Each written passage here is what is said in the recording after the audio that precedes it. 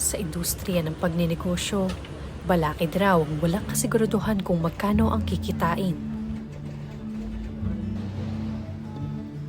Ngunit, paano nga ba kung ang sumusubok sa pagninegosyo ay mute o hindi nakapagsasalita?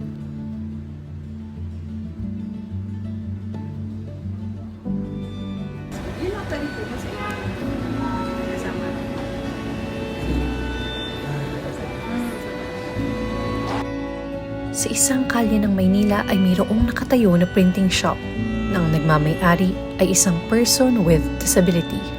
Siya, si Norman Galang.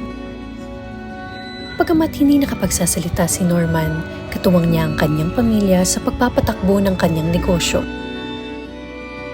At isa na rito ay ang kanyang pamangkin. Opo, kaya naman po. Yung mga estudyante naman po, understanding naman, willing to wait naman din po sila. Araw po kayo? Opo, nagtutulong-tulong po kami.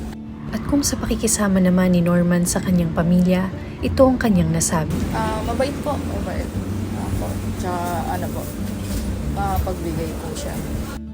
Pagkamat hindi lahat ay nakaiintindi ng sign language, dinadaan ni Norman sa pagsusulat upang siya'y maintindihan. Parang bali naka 5 stroke na At ayon naman sa pahayag ng isang opisyal para sa mga PWD, Ang opportunity kasi nun, actually nag-improve naman kasi meron na siyang mga karta.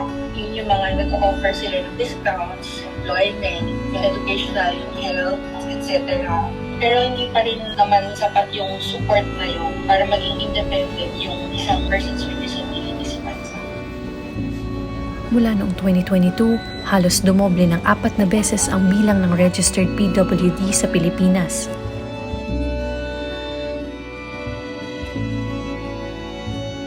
Nawalan man ng abilidad si Norman sa pagsasalita, hindi ito naging hadlang upang ipagpatuloy ang kanyang abilidad na makapagbigay ng serbisyo sa mga tao.